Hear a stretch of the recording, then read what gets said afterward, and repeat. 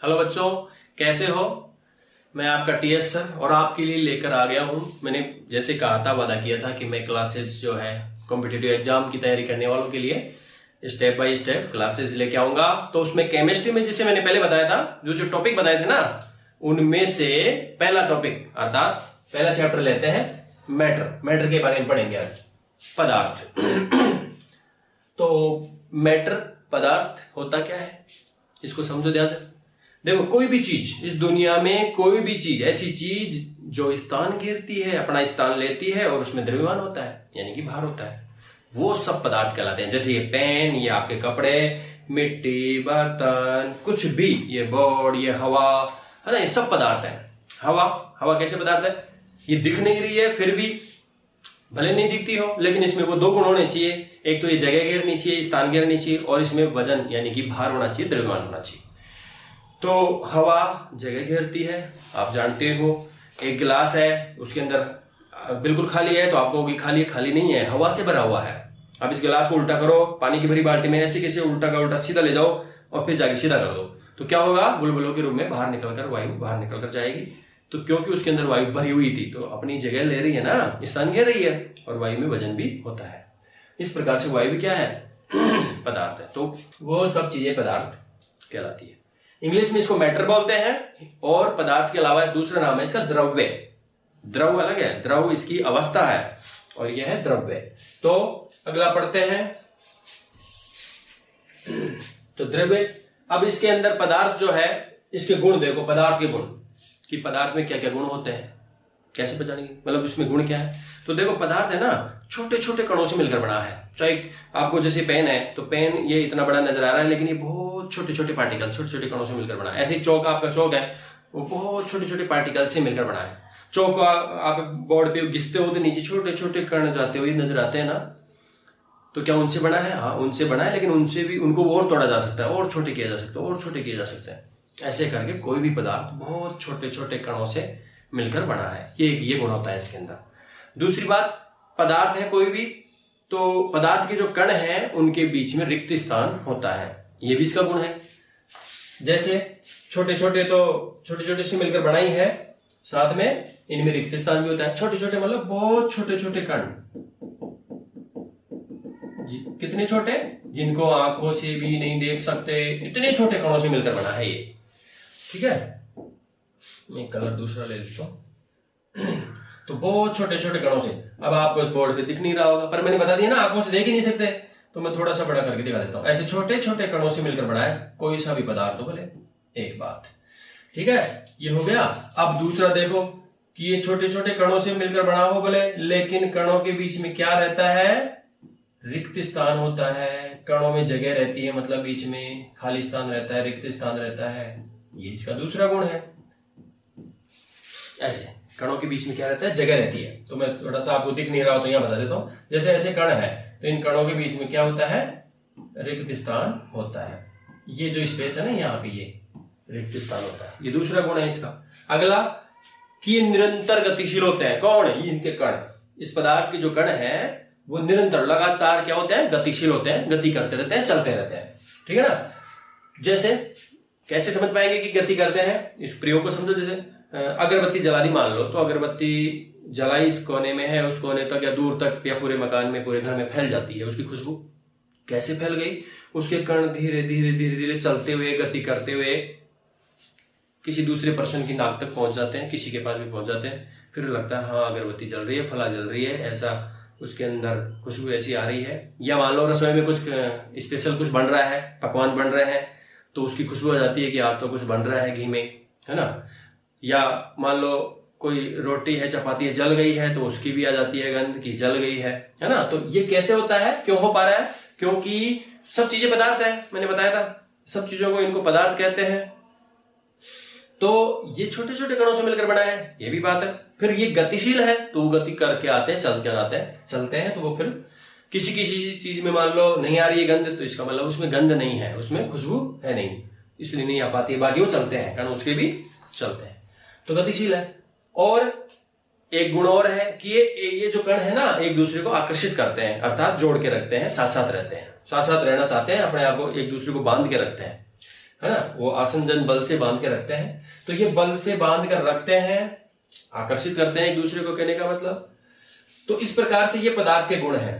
क्या क्या हुए, फिर मैं रिपीट कर देता हूं। रिपीट करने का एक बेनिफिट है कि जैसे अभी मैंने समझाया, और मैं फिर रिपीट करूंगा, आपको याद हो जाएगा। समझो, कोई भी पदार्थ है तो क्या गुण होते हैं? एक तो कि छोटे छोटे कणों से मिलकर बना है। कोई भी पदार्थ हो, बहुत छोटे छोटे कणों से मिलकर बना होता है, एक बात। दूसरी बात, उनके बीच में रिक्त स्थान होता है। कोई भी पदार्थ है, उनके कणों के बीच में क्या रहता है? रिक्त स्थान। अगला, उनके कण निरंतर लगातार गतिशील है, चलते रहते हैं। बस फर्क यह है कि ठोसों के कण कम चलते हैं, हिलते हैं, द्रव के कण थोड़ा चलते हैं, और गैसों के कण बहुत तेजी से गतिशील होते हैं, बहुत तेजी से गति करते हैं। जैसे उसका कण इधर, कभी इधर, कभी इधर, इधर इधर इधर, जिगजैग, मतलब जिसको कहते हैं जिगजैग, तेजी से, बहुत तेजी से गति करता है। तो गैसों के जो कण है बहुत तेजी से गति करते हैं, ठोसों के कण कंपन करते हैं, हिलते हैं, और द्रव के कण थोड़े बहुत चलते हैं। इस प्रकार से पर गतिशील होते हैं। रिक्त स्थान बता ही दिया। रिक्त स्थान की भी बात यह है कि ठोसों के अंदर बहुत कम रिक्त स्थान होता है, बहुत पास पास सटे हुए रहते हैं, बहुत ज्यादा। अब मैं इसको ऐसे बढ़ा रहा हूं, बाकी आप ऐसे समझो कि बहुत छोटे कण होते हैं, लेकिन समझाने के लिए तो थोड़ा बड़ा बनाना पड़ेगा ना। तो ये ऐसे बहुत सटे हुए रहते हैं, कहने का मतलब, ठोसों में। और द्रव के अंदर, द्रव में थोड़े दूर होते हैं, द्रव में थोड़े से दूर दूर होते हैं।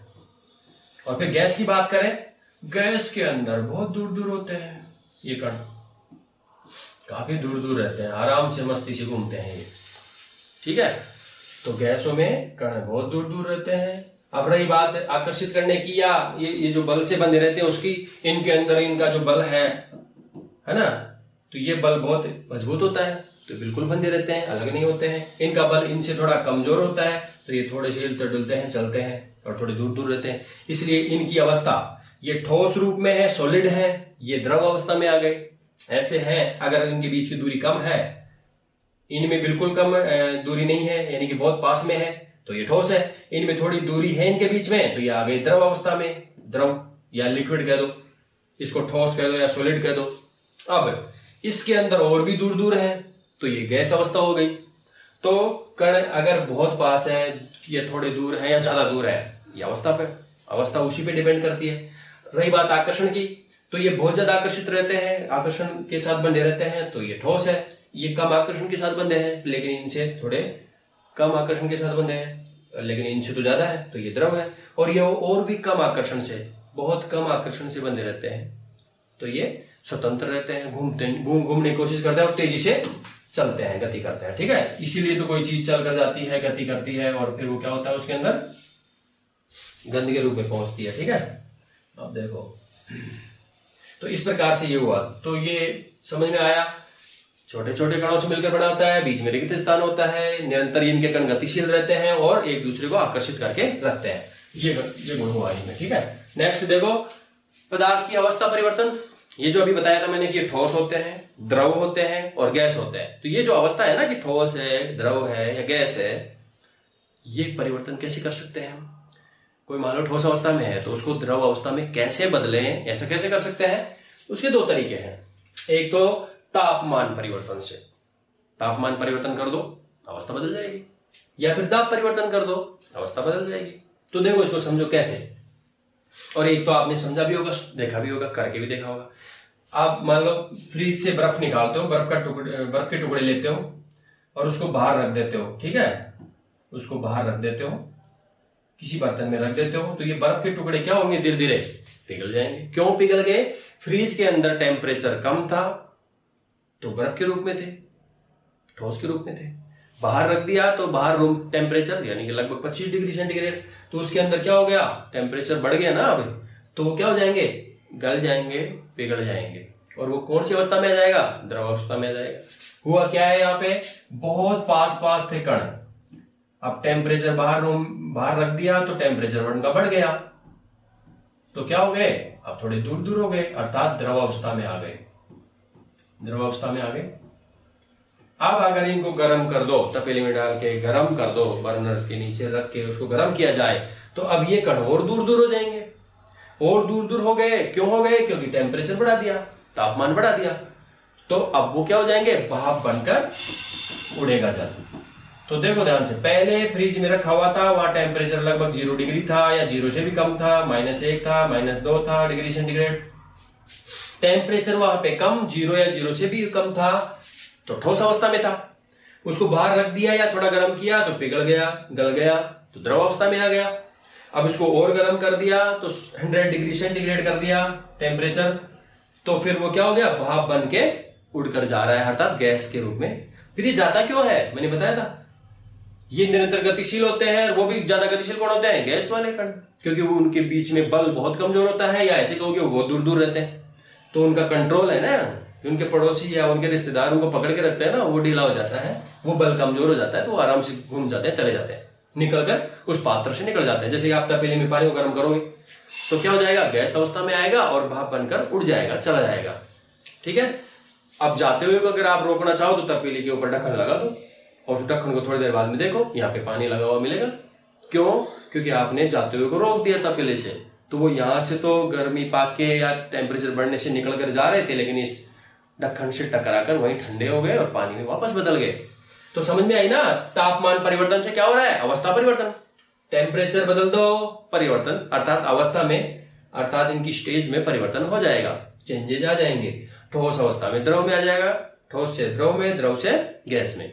उल्टा कर दो, भाप का टेम्परेचर कम कर दो तो वापस क्या बन जाएगा, द्रव। और ठंडा कर दो, फ्रिज में रख दो, है ना, फ्रीजर में, तो क्या हो जाएगा, ठोस।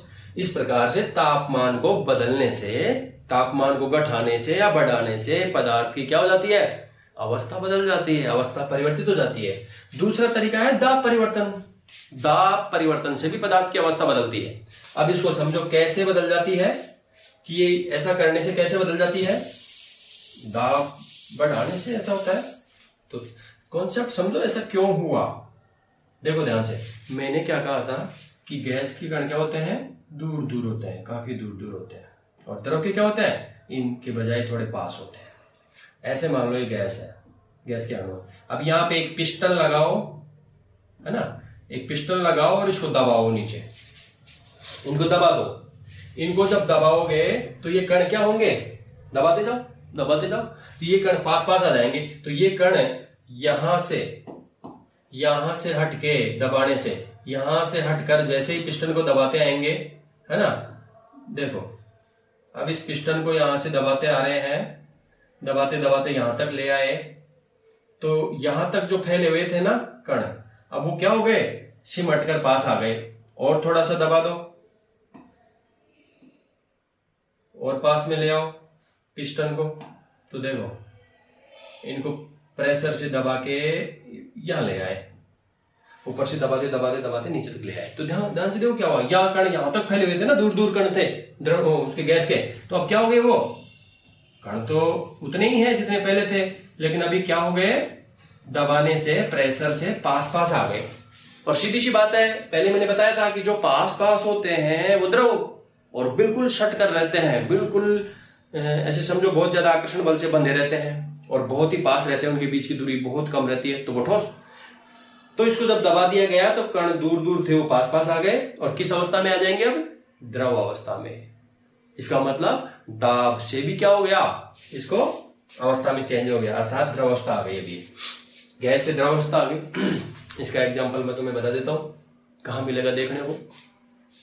देखो एग्जाम में आता भी है, क्वेश्चन पूछा भी जाता है कि ये जो घरों में अपना जो एलपीजी सिलेंडर होता है ना, एलपीजी गैस का सिलेंडर, इसके अंदर गैस किस रूप में रहती है, किस रूप में मतलब अवस्था कौन सी रहती है, क्या ठोस रहती है, द्रव रहती है, गैस रहती है। आप कहोगे सर गैस है तो गैस अवस्था में रहेगी, नहीं, वो लिक्विड अवस्था में भरी जाती है, लिक्विड अवस्था करके उसमें डाली जाती है, अर्थात उसको द्रवित करके डाला जाता है। कैसे डाल दिया, गैस को लिक्विड बनाना, द्रव के रूप में लाने के दो तरीके मैंने बताए थे, तापमान का फर्क पड़ता है, दाब का फर्क पड़ता है। तो देखो क्या करते हैं, गैस को जब उसमें फिल करते हैं, डालते हैं, टेम्परेचर डाउन और प्रेशर बढ़ा देते हैं, दबा देते हैं कहने वाला, उस गैस सिलेंडर के अंदर उनको दबा के भरा जाता है, प्रेशर से भरा जाता है। प्रेशर डाल दिया और उसको द्रवित कर दिया, उसको टेम्परेचर को डाउन कर दिया, तो टेम्परेचर डाउन और प्रेशर ज्यादा, तो अणु क्या हो गए, पास पास आ गए, पास पास आ गए, तो द्रव अवस्था में आ गए। अर्थात जो घरों में जो गैस आती है, जो गैस टंकी में जो आती है एलपीजी गैस, वो द्रव अवस्था में होती है। एग्जाम में पूछा जाता है किस अवस्था में रहती है, क्योंकि उसका नाम एलपीजी गैस है, एलपीजी, एलपीजी अब घरों में जो आती है तो लिक्विड पेट्रोलियम गैस, तो ये नाम से ही पता चल रहा है तो गैस है। लेकिन भले नाम इसका गैस है, लेकिन सिलेंडर में जो भर कर आती है अपने पास कौन सी अवस्था में आती है, वो आती है लिक्विड अवस्था में, द्रव अवस्था में। आप उसको चेक भी कर सकते हो, जब सिलेंडर घर पे आए, अभी भरवा के लाए तो उसको थोड़ा हिला के देखो, ऐसा लगेगा जैसे पानी की तरह कुछ भरा हुआ है अंदर, है ना, तो वो गैस है। किस अवस्था में है, लिक्विड अवस्था में। तो क्वेश्चन पूछा जाता है, याद रखना। कैसे याद रखोगे, अरे चेक कर लो, घर पे जाके हिला के देख लो उसको, पानी की तरह बजेगी, द्रव अवस्था में है। किस अवस्था में आती है घरों में गैस, द्रव अवस्था में। क्यों आई है, वो गैस है, द्रव अवस्था में कैसे हो गई, टेम्परेचर डाउन किया गया और प्रेशर बढ़ाया गया, इसीलिए उसकी टंकी की मोटाई जो है ना, जो लोहे की जो टंकी बनी है तो काफी मोटी होती है, काफी मजबूत होती है, ताकि वो प्रेशर को झेल सके, क्योंकि उनको जबरदस्ती दबा के प्रेशर से भरा गया है ना, तो अणु बेचारे जबरदस्ती दबाव से भरे हुए हैं। और जैसे जैसे गैस की टंकी खाली होती जाती है, काम में लेते रहते हैं, वो गैस उन अणुओं को जगह मिलती रहती है, वो आराम से उस जगह में रहते हैं, काम आती रहती है। वो फिर धीरे धीरे वो जो लिक्विड गैस थी नीचे, वो क्या हो जाती है, अब लिक्विड नहीं रहेगी, लास्ट में रहते रहते वो गैस अवस्था में आ जाती है, ऐसे काम में ले लेते हैं। ठीक है, तो इस प्रकार से ताप परिवर्तन और दाब परिवर्तन से पदार्थ की अवस्था को बदला जा सकता है, बदल देते हैं। इसको देखो, जैसे द्रव है, पानी ले लो, द्रव है मान लो, अब इस द्रव को अगर जमा दिया, यानी कि फ्रीजर में रख दिया, तो ठोस हो जाएगा, यानी कि बर्फ के रूप में आ जाएगा। और अगर बर्फ उसमें नहीं रखा और उसको अगर थोड़ा गर्म कर दिया, तो वाष्पीकरण हो गया, मतलब वाष्प बन के भाप बन जाएगी, अर्थात गैस रूप में आ जाएगा। अर्थात इसको ऐसे चेंज कर सकते हैं, उल्टा भी कर दो। अब ये जो गैस बन गई थी, इसको संघनित कर दो, ठंडा कर दो, वापस द्रव बदल जाएगा, अर्थात पानी के रूप में आ जाएगा। इसको और ठंडा कर दो, अर्थात जमा दो, ठोस में बदल जाएगा। ठोस को गला दो, वापस द्रव बन जाएगा। ऐसे एक्सचेंज होता रहता है। यहां भी समझो, एक ये भी होता है कि कोई ठोस है, उसको बाहर रख दिया, या ऐसे करो गर्म कर दो, तो क्या होना चाहिए, पहले द्रव में बदलना चाहिए, बर्फ की तरह नहीं। कुछ पदार्थ ऐसे होते हैं जो ठोस से द्रव, फिर द्रव से गैस, ऐसे नहीं बदलते हैं। कुछ पदार्थ ठोस से जैसे ही गर्म करेंगे, उनको सीधे ही ठोस से कहां चले जाते हैं, गैस अवस्था में। द्रव बीच में लिक्विड, यानी कि वो गलते ही नहीं है, सीधे ही गैस में बदल जाते हैं। ठीक है ना, तो ये क्या कहलाता है, ऐसा उर्ध्वपातन, सब्लिमेशन कहलाता है। तो अगर इसको ठोस को गर्म करेंगे, सीधा गैस में चला जाएगा, जैसे कि कपूर, नौसादर, ठीक है ना, आयोडीन, इनको यदि गर्म कर देते हैं तो वो द्रव अवस्था में नहीं आके सीधे गैस अवस्था में आ जाते हैं। और फिर उन्हीं को देखो, वापस अगर ठंडा कर दे तो फिर द्रव में नहीं आएंगे, वो सीधे वापस ठोस में आ जाते हैं, उसको बोलते हैं निक्षेपण। इस प्रकार से ये अवस्था चेंज हो जाती है टेम्परेचर से और दाब से। ठीक है, आप देखो पदार्थ की बात कर रहे थे, मैटर, तो मुख्य रूप से इसके अगर क्लासिफिकेशन देखें, इसका दो भागों में बांटे, तो देखो भौतिक वर्गीकरण और रासायनिक वर्गीकरण, यानी कि फिजिकल क्लासिफिकेशन और केमिकल क्लासिफिकेशन, दो भागों में, दो रूपों में इसको बांटा गया है, तोड़ दिया। तो अब इसमें देखो भौतिक वर्गीकरण जिसमें केमिकल का रोल नहीं है, केवल उसकी अवस्थाएं वगैरह पे डिपेंड करता है। तो देखो इसमें मुख्य रूप से तो तीन अवस्थाएं, ठोस, द्रव और गैस, जो मैं बता रहा था। लेकिन आजकल और ये नई अवस्थाएं भी आ गई है, वैज्ञानिकों ने खोज ली है कि ये भी एक अवस्था होती है पदार्थ की। तो वो कौन सी है, प्लाज्मा और बीईसी, यानी कि बोस आइंस्टीन संघनन। तो इस प्रकार से बच्चों ये भौतिक वर्गीकरण है इसका, कि पदार्थ 5 अवस्थाओं में पाया जा सकता है, ठोस में, द्रव में, गैस में, प्लाज्मा में और बोस आइंस्टीन संघनन में। ठीक है, तो और रासायनिक रूप से देखें, केमिकल क्लासिफिकेशन देखें इसका, तो 2 प्रकार के पदार्थ होते हैं, 2 तरीके से हो सकते हैं, उनको बांट सकते हैं, प्योर सब्सटेंस और अनप्योर, या मिक्सर कह दो, यानी कि शुद्ध पदार्थ और मिश्रण, मिक्सर। 2 रूपों में बांट दिया, 2 भागों में बांट दिया इसको।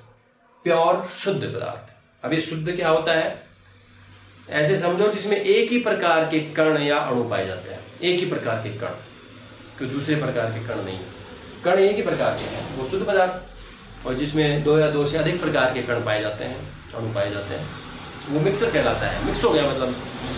तो इस प्रकार से इनको ऐसे बांट दिया। फिर बात करें, शुद्ध को 2 भागों में बांट दिया, अभी मैंने बताया था, इनमें भी एक ही प्रकार के हैं, इसमें भी एक ही प्रकार के हैं, पर बस यह है कि इसमें तत्व ही होते हैं।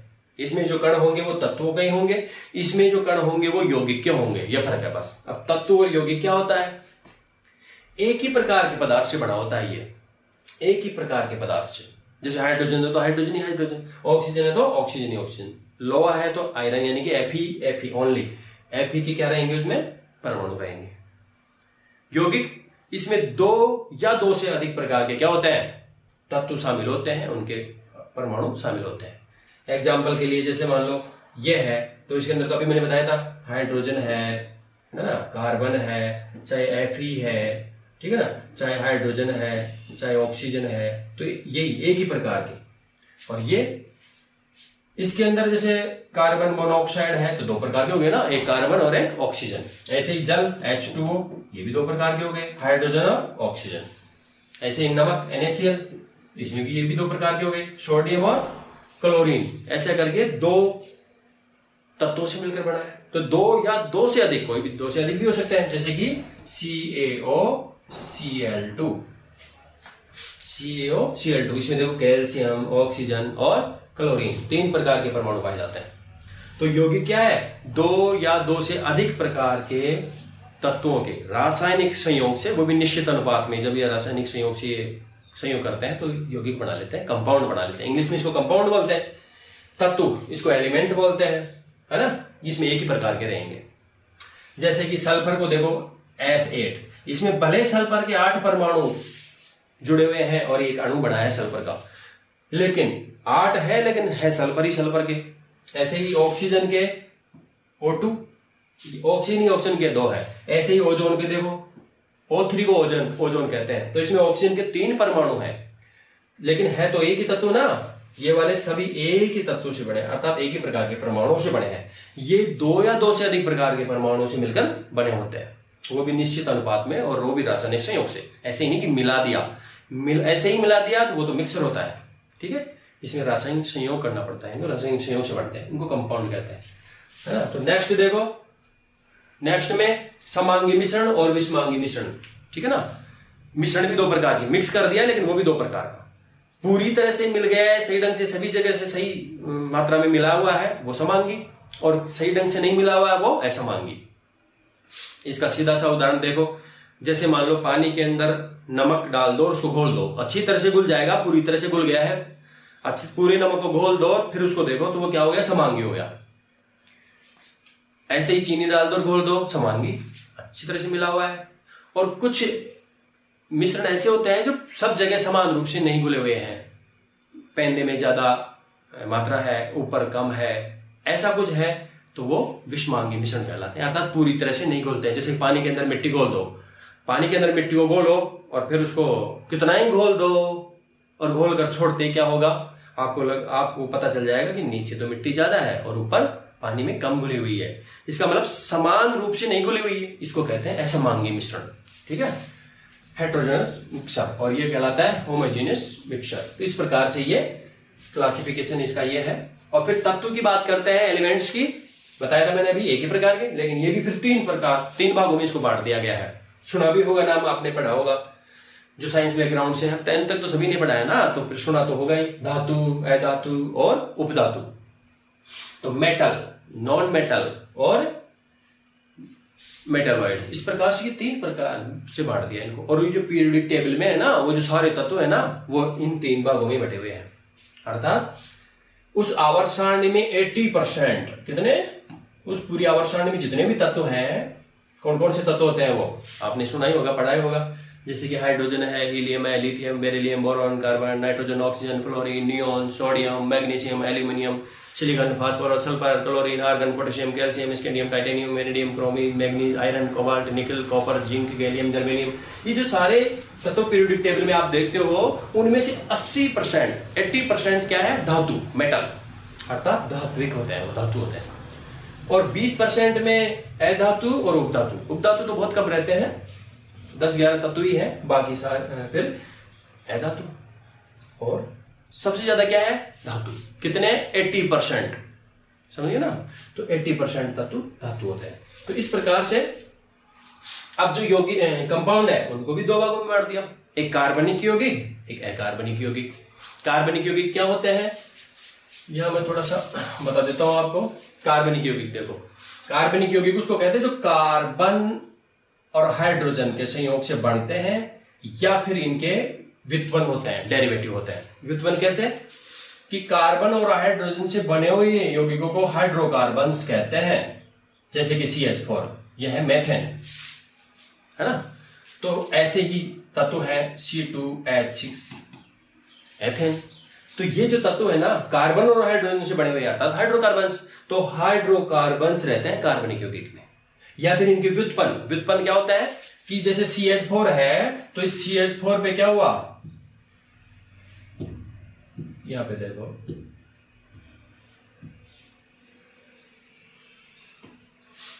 इस CH4 पे, इस CH4 की जगह मान लो 3 है, CH4 नहीं अब की बात, CH3, और इसकी एक H की जगह Cl आ गया, तो CHCl3 हो गया, नहीं CH3Cl हो गया। ऐसे ही CH2Cl2 हो गया, ऐसे ही CHCl3 भी होता है। देखो इसमें 3 हाइड्रोजन और 1 क्लोरीन, इसमें 1 हाइड्रोजन और 3 क्लोरीन, अर्थात हाइड्रोजन रिप्लेस हो गया, क्लोरीन आ गया। ऐसे ही क्लोरीन की जगह ब्रोमीन, ऑक्सीजन आ जाए, तो ये क्या हुए, उनके डेरिवेटिव कहलाते हैं। तो कहने का मतलब यह है कि कार्बनिक पदार्थों में ऑर्गेनिक जो कंपाउंड होते हैं ना, उनके अंदर हाइड्रोजन और कार्बन और हाइड्रोजन से बने हुए यौगिक या उनके व्युत्पन्न क्या कि हाइड्रोजन को हटा के कोई दूसरा आ गया, जैसे कि यहां CHCl3। चलो इसको तो नहीं जानते होंगे आप, लेकिन इसको देखो CHCl3 क्लोरोफॉर्म का नाम तो सुना है ना, जिसको सूंघने से बेहोश हो जाते हैं। तो ये क्लोरोफॉर्म कार्बनिक पदार्थ ही है, ठीक है ना। ऐसे ही देखो C2H6 है, लेकिन H6 के बजाय एक H को हटा के 5 ही रखे और उसकी जगह OH लगा दें। उस एक H की जगह 6 थे ना, उसमें से एक को हटा दिया, उसकी जगह लगा दिया OH, तो ये कुछ नया पदार्थ बन गया, लेकिन है कार्बनिक पदार्थ ही, क्योंकि हाइड्रोजन की जगह लाया है इसको OH को। ये बन गया एथेनॉल, अर्थात एथिल अल्कोहल, अर्थात वाइन, अर्थात जिसको लोग ड्रिंक के रूप में काम में लेते हैं, इसको नशा करते हैं, अल्कोहल है। तो इस प्रकार से इन यौगिकों का अध्ययन इसमें करते हैं, मोटे रूप से बांट दिया। ऐसे समझो इसमें सबसे ज्यादा कार्बन और कार्बन के यौगिक, कार्बनिक यौगिकों का अध्ययन करते हैं। अकार्बनिक में कार्बन के अलावा जितने भी तत्व बच गए ना, उनका और उनके यौगिकों का अध्ययन अकार्बनिक में करते हैं, ठीक है। तो इस प्रकार से इनको ऐसे बांट दिया। आगे देखें स्टेट ऑफ मैटर, द्रव्य की अवस्थाएं, यानी कि पदार्थ की कौन कौन सी अवस्थाएं हैं, जैसे ठोस, द्रव, गैस, ये जो अवस्थाएं हैं ना उनके बारे में पढ़ेंगे। तो जैसे ठोस की बात करें पहले, सॉलिड की, तो उसमें क्या है कि उसका आकार निश्चित होता है, आयतन भी निश्चित होता है, जो भी उसका आकार है ठोस का वो का वही रहता है। जैसे पेन का आकार यही रहेगा, किसी ईंट का आकार वही रहेगा, है ना। तो इस प्रकार से इनका आकार निश्चित रहता है। और आयतन भी निश्चित रहता है। अगर किसी ठोस का आयतन 2 लीटर है तो 2 ही रहेगा, 10 लीटर है तो 10 ही रहेगा, कोई चेंज नहीं। आकार और आयतन निश्चित रहते हैं, बदलते नहीं है। कणों के बीच की दूरी बहुत कम होती है, अर्थात बहुत पास में सटे रहते हैं ये कण, तो इनके बीच की दूरी क्या है, बहुत कम, अति न्यून, बहुत कम होती है, ठीक है ना। मैं आपको यहाँ चित्र में थोड़ा और पास में करके दिखा देता हूं, देखो आपको साफ साफ दिख जाएगा। कणों के बीच की दूरी अति न्यून है ना, यानी कि कण क्या होते हैं, बहुत पास होते हैं, तो कणों के बीच की दूरी क्या हो गई, अति न्यून। तो ये होता है सॉलिड में, ठोस में। और आगे अंतराण्विक बल, यानी कि इनके अणुओं के बीच में अंतराण्विक बल, अंदर के जो आपस में इनमें जो बल लग रहा है ना कणों में, वो उसकी बात कर रहे हैं। तो ये क्या होते हैं, इनमें अंतराण्विक बल बहुत ज्यादा होते हैं, प्रबल होते हैं, इसलिए बिल्कुल ये क्या होते हैं, बिल्कुल सटे रहते हैं, मजबूती से बंधे रहते हैं, इसको बोलते हैं अंतराण्विक बल। तो ये अंतराण्विक बल ठोसों में क्या होता है, बहुत ज्यादा होता है, ठीक है। और कणों के बीच की दूरी बताई दी कि अति न्यून, बहुत कम दूरी होती है इनके बीच में। और आकार और आयतन दोनों क्या होते हैं, निश्चित होते हैं। अब नेक्स्ट आगे बात करते हैं द्रव की, लिक्विड की। तो लिक्विड की बात करें तो लिक्विड में देखो ध्यान से, आकार जो है वो क्या रहता है, अनिश्चित, निश्चित नहीं है। क्योंकि लिक्विड यानी कि जो द्रव है, द्रव रूप में जो भी है, तरल है, उसको जिस आकार में डालेंगे ना, उसी का आकार वो ले लेता है। जैसे कि मान लो 1 लीटर दूध है, तो उसको अगर जग में डालोगे तो जग का आकार ले लेगा, है ना, और अगर उसको गिलास में डालोगे तो गिलास का आकार ले लेगा। तो कैसे भी, या तपेली में डालोगे तो उस तपेली का आकार ले लेगा, ठीक है ना। ये अब 1 लीटर मान लो इसमें डाल दिया तो ऐसा आकार, जग में डाल दिया तो जग का आकार ले लेगा। इसलिए इनका आकार क्या है, अनिश्चित, आकार फिक्स नहीं है। लेकिन आयतन, वॉल्यूम, आयतन निश्चित है, वही है जो है। अर्थात अगर 1 लीटर दूध है तो 1 लीटर ही है, चाहे उसको जग में डालो, चाहे उसको तपेले में डालो, चाहे उसको प्लेट में, बड़ी थाली में, इसमें डालो, किसी में भी डालो, ये 1 लीटर ही रहेगा। तो आकार तो अनिश्चित है लेकिन आयतन निश्चित है, आयतन वही रहता है। तो द्रवों का क्या हुआ, आकार अनिश्चित, जिस बर्तन में डालेंगे ऐसा ही आकार ले लेता है वो। और आयतन क्या होता है, निश्चित। अगर 5 लीटर दूध है तो 5 लीटर रहेगा, चाहे कैसे भी बर्तन में डालो, इसलिए आयतन निश्चित रहता है। कणों के बीच की दूरी की बात करें कि उनके अंदर जो कणों के बीच की जो दूरी है वो क्या है, बताया था ठोसों में बहुत कम दूरी है ना, और द्रव के अंदर थोड़ी दूरी होती है। द्रव के कण क्या होते हैं, थोड़े दूर दूर होते हैं, थोड़े, इनके बजाय थोड़े दूर होते हैं। ये देखो इनमें कुछ दूरी है, इनमें बिल्कुल दूरी नहीं थी, बहुत कम दूरी थी, इनमें थोड़ी दूरी है। तो ये कणों के बीच की दूरी हो जाएगी द्रव में। ये किस में, ये ठोस में, और यह द्रव में। देखो यह है शब्द द्रव और यह है द्रव्य। द्रव्य क्या है, द्रव्य उस पदार्थ को ही कहते हैं, और द्रव क्या है, इस द्रव्य की ही अवस्था है, ठीक है ना, स्टेट है।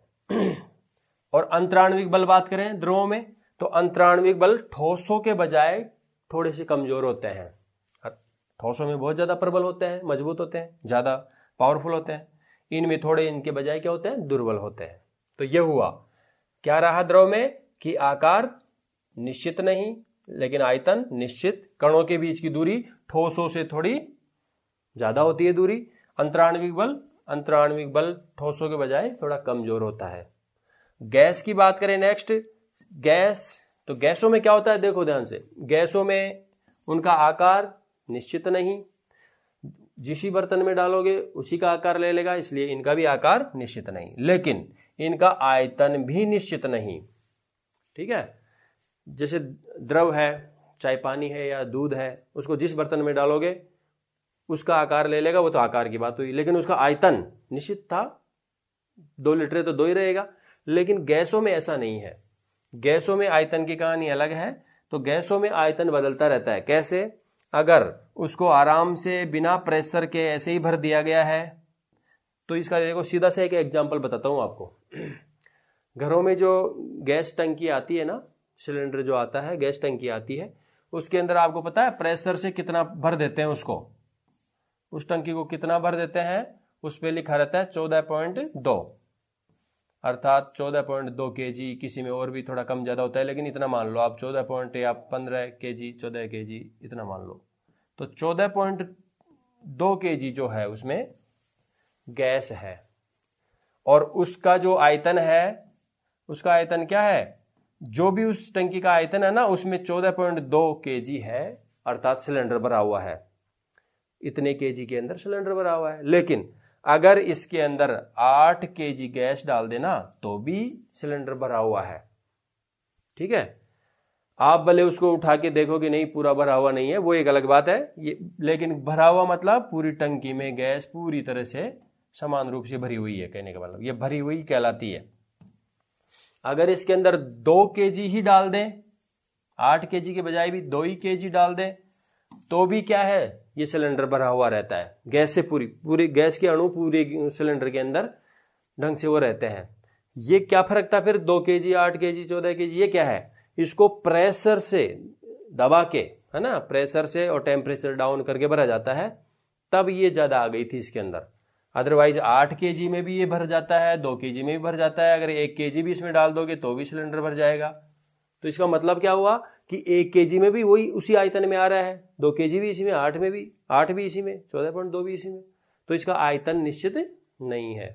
कहने का मतलब इस वॉल्यूम के अंदर 1 kg डाल देंगे तो भी सिलेंडर भर गया, यानी कि इतने ही आयतन में 1 kg है, इतने ही आयतन में 8 kg भी हो सकती है, इतने आयतन में 14.2 kg भी हो सकती है। इसलिए इसमें न तो आकार निश्चित होता है न आयतन निश्चित होता है। कणों के बीच की दूरी की बात करें तो इनके कणों के बीच में जो दूरी है वो और भी ज्यादा होती है। जैसे यहां बता देता हूं मैं आपको, यहां देखो गैसों द्रव में देखा होगा आपने, ठोसों में मैंने बिल्कुल पास पास रहते हैं बताया था, बहुत पास पास रहते हैं, इसमें थोड़े दूर दूर रहते हैं। और गैसों में देखो, गैसों में तो ये और दूर दूर रहते हैं कण, ठीक है ना, काफी दूर दूर रहते हैं।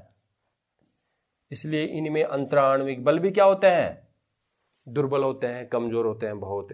जब अंतराण्विक बल कमजोर होते हैं अर्थात एक दूसरे को बांध कर रखने की जो क्षमता है ना वो कमजोर होती है, इसलिए ये स्वतंत्र रूप से घूमते हैं और ये बहुत तेजी से भी घूमते हैं।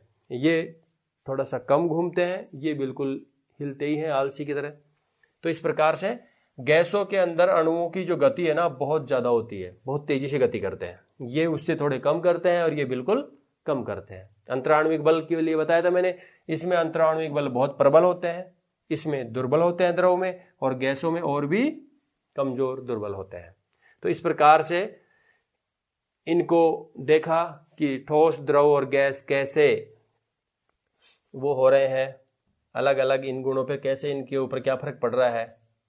अब नेक्स्ट देखो प्लाज्मा, ये भी एक अवस्था है अर्थात स्टेट ऑफ मैटर है, मैटर की ही एक अवस्था है, द्रव्य की ही एक अवस्था है।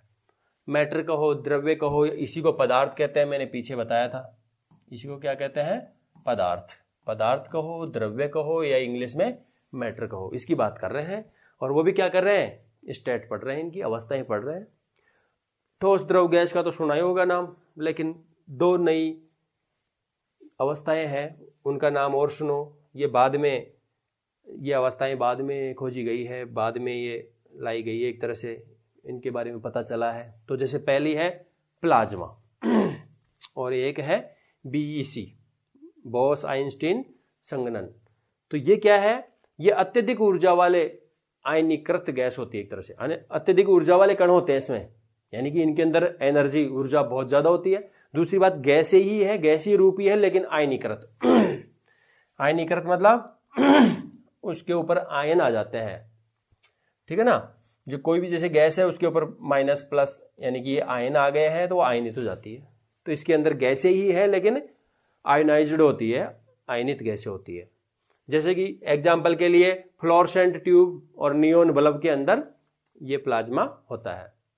और ये एक चीज और याद रखो कि लैंगम्यूर ने 1924 में इस अवस्था को खोजा था। इस अवस्था के बारे में बताया कि ये भी एक अवस्था है। अगली है बीईसी, तो बोस आइंस्टीन संघनन। तो ये भी एक अवस्था है। ये 1995 में इस अवस्था को अप्रूवल मिला है और इसको बोस यानी कि सत्येंद्रनाथ बोस जो कि भारतीय है और आइंस्टीन, इन दोनों ने मिलकर खोजा इस अवस्था को। और यह अवस्था बोसोन कण को, बोसोन जो कण है ना उनको क्या करते हैं, परम शून्य ताप तक ठंडा करते हैं, है ना, तब ये अवस्था बनती है।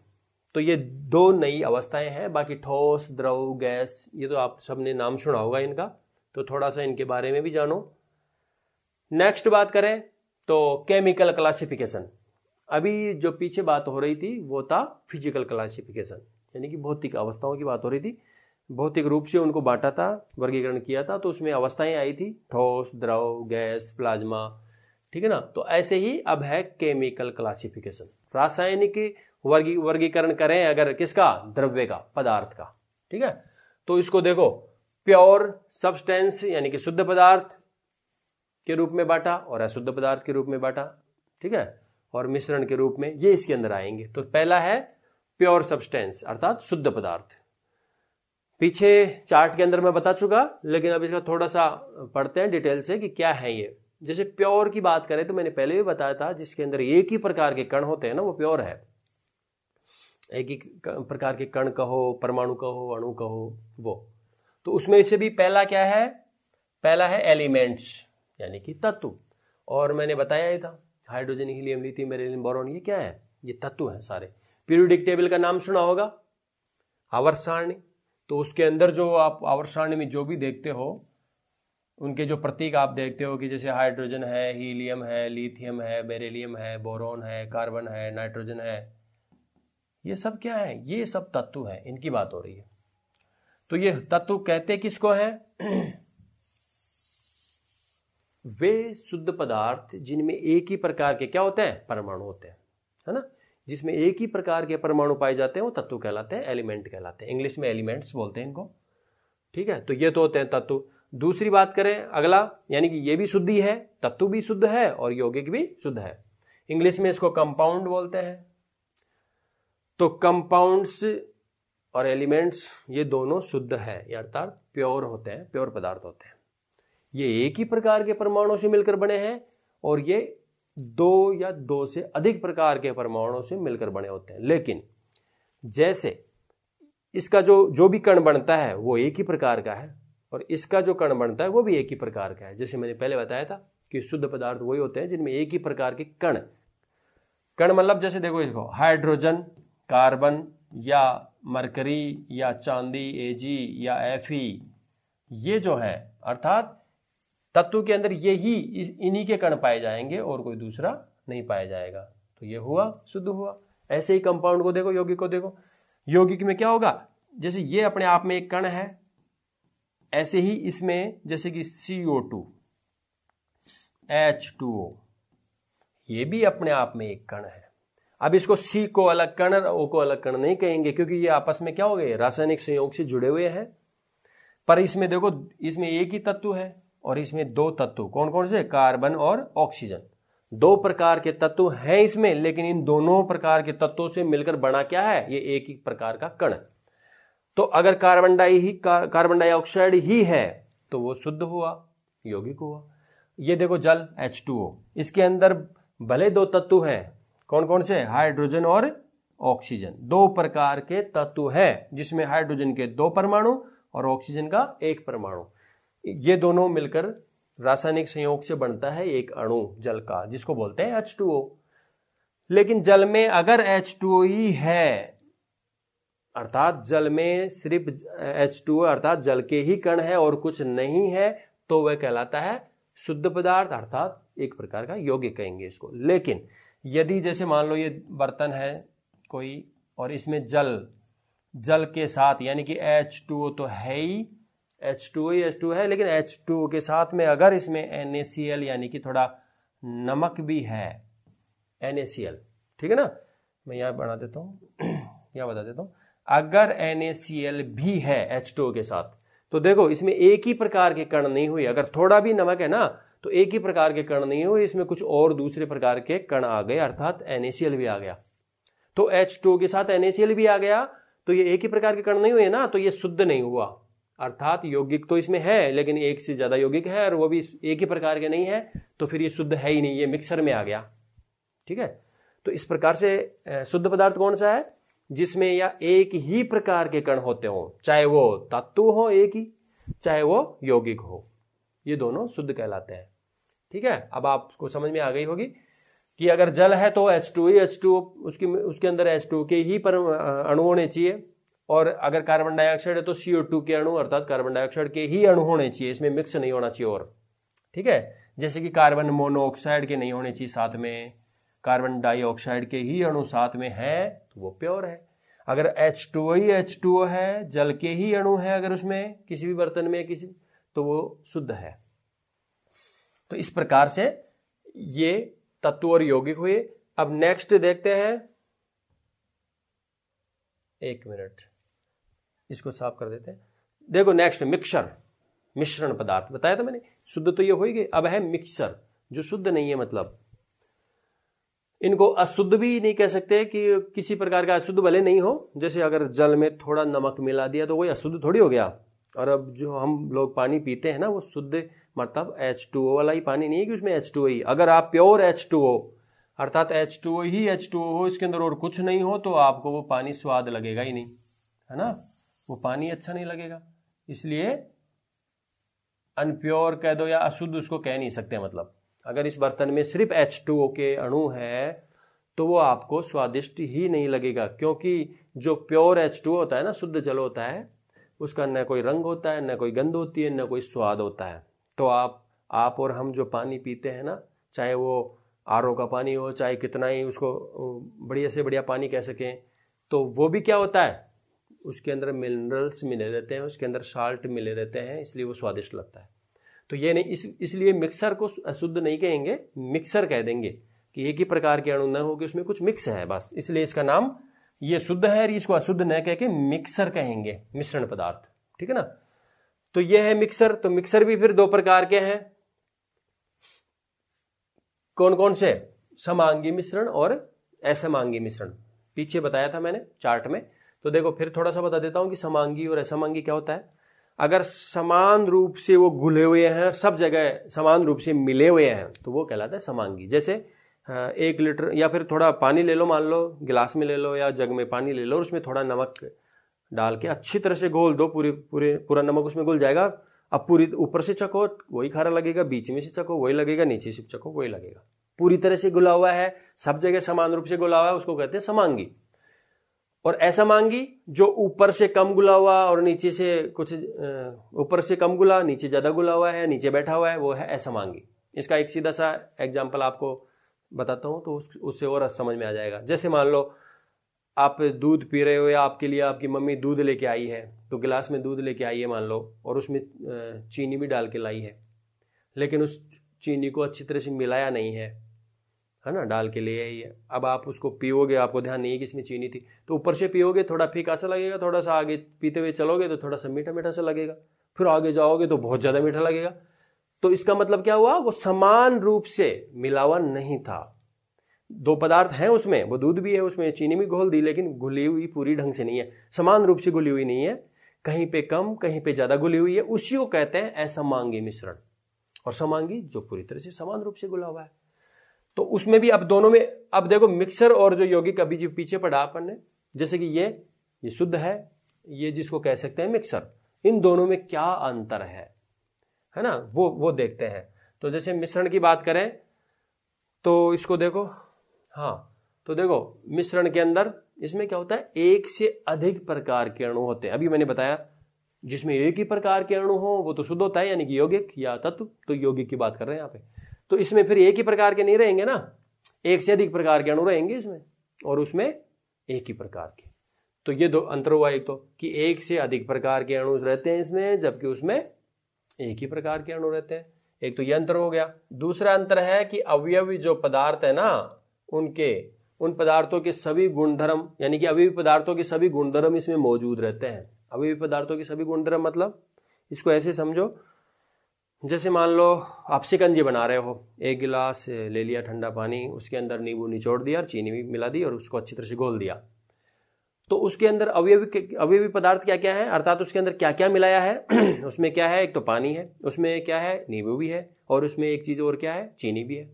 अच्छा, ये मिला दिया, और कई लोग उसमें थोड़ा नमक भी मिला देते हैं, ठीक है। तो मान लो नमक भी मिला दिया, अब उसको चखो आप, तो वो जो मिक्सर बना ना, मिश्रण बना, उसमें जो अवयवी पदार्थ है ना जो अभी डाले, उनके सभी के गुण रहेंगे इसके अंदर मौजूद। जैसे उसको चखोगे उसमें आपको क्या लगेगा, नींबू का स्वाद भी आएगा, भाई हाँ नींबू है, खट्टा है।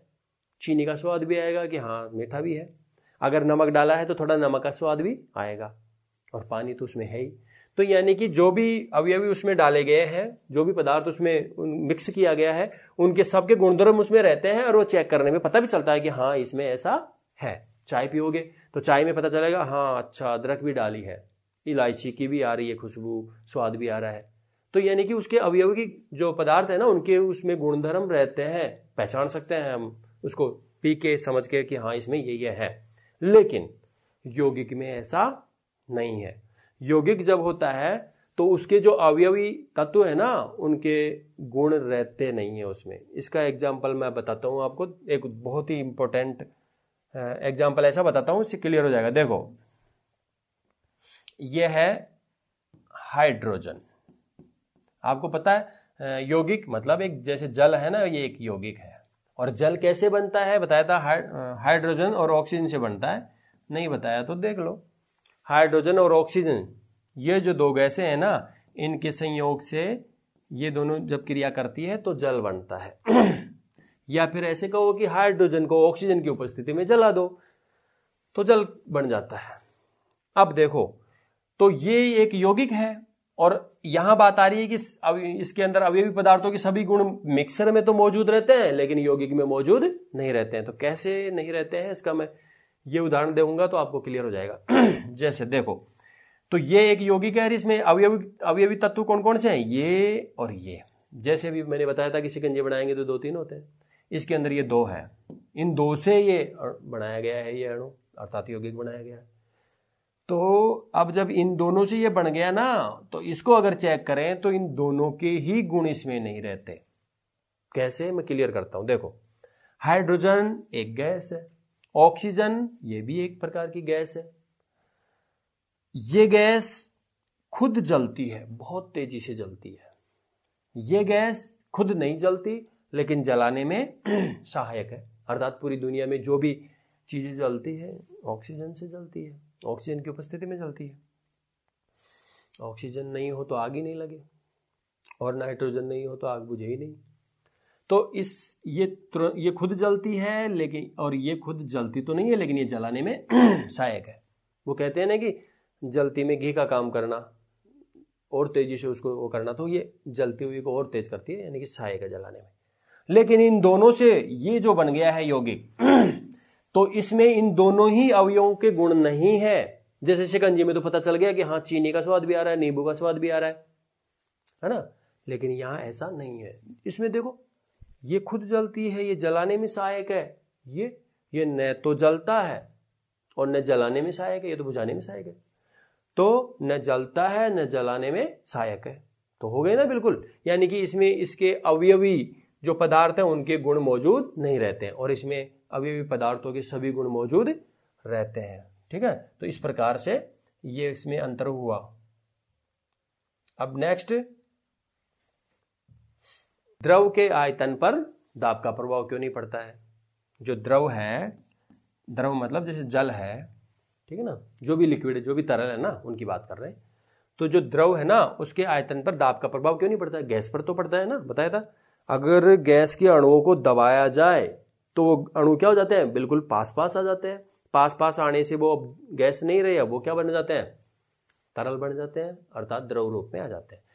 और अगर द्रव के ऊपर अगर प्रेशर डालें, दबाव डालें, तो ऐसा नहीं सोच के ये कि चलो इनको भी और दबा दो तो ठोस बन जाएंगे, ऐसा नहीं है।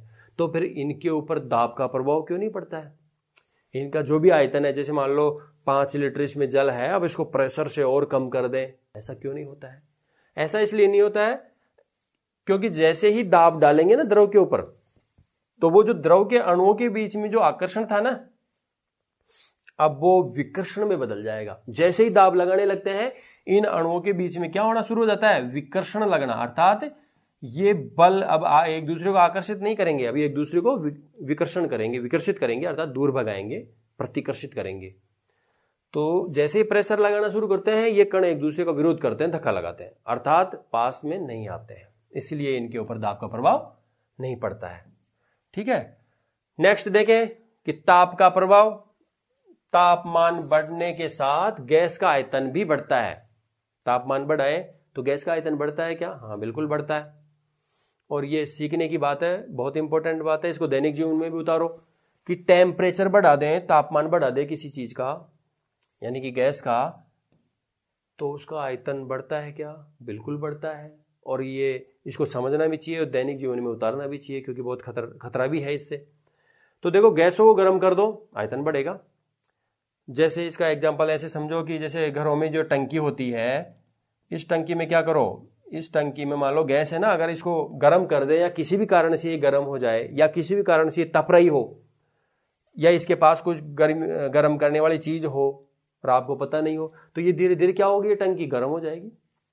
या मान लो अंगीठी जल रही हो इसके पास में, या फिर शादी पार्टियों में मान लो चल रहा है खाना वाना, तो वहां पे सिलेंडर रखा हो पास में, गैस टंकी रखी हो, और वहां पे आग आसपास हो और किसी ने ध्यान नहीं दिया हो, तो ये धीरे धीरे क्या हो जाएगी, गर्म।